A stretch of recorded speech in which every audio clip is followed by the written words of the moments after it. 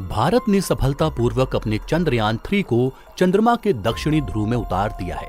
Vikram lander के चंद्रमा की सतह पर उतरते ही देश दुनिया झूम उठी।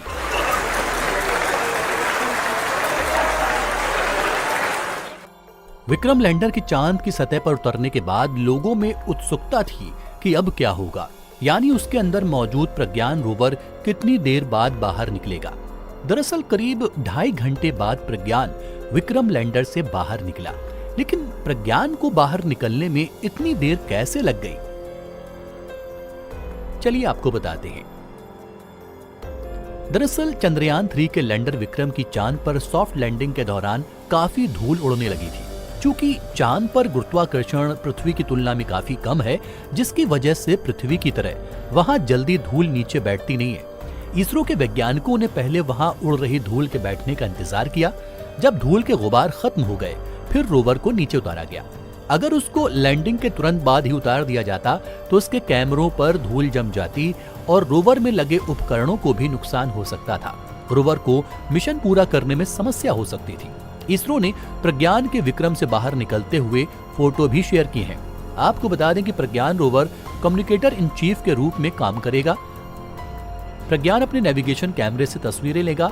इन तस्वीरों को लैंडर के माध्यम से पृथ्वी पर भेजा जाएगा, जो अब वो करने लगा है। प्रज्ञान वैज्ञानिक पेलोड से लैस है। इनमें अल्फा पार्टिकल एक्सरे स्पेक्ट्रोमीटर और लेजर प्रेरित ब्रेकडाउन स्पेक्ट्रोस्कोपी है।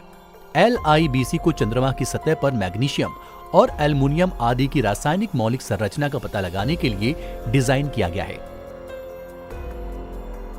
APXS को चंद्र सतह की मूल संरचना की खोज के लिए डिजाइन किया गया है।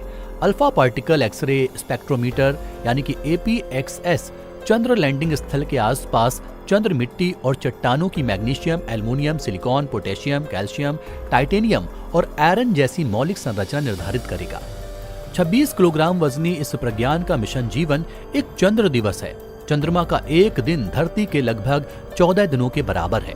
ऐसे में रोवर प्रज्ञान केवल एक चंद्र दिवस के लिए काम करेगा। एक और चंद्र दिवस पर जीवित रहने के लिए लैंडर और रोवर को दक्षिणी ध्रुव पर चंद्र रात में 238 डिग्री सेल्सियस के ठंडे तापमान का सामना करना होगा। चंद्रमा पर उतरने वाला प्रज्ञान 8वां रोवर है। इससे पहले 2 रूसी, 3 अमेरिकी और 2 चीनी रोवर्स चंद्रमा की सतह पर उतर चुके हैं। लेकिन खास बात यह है कि भारत का रोवर यानी कि प्रज्ञान चंद्रमा के दक्षिणी ध्रुव पर उतरा है, जहां अभी तक कोई भी देश नहीं पहुंच पाया है।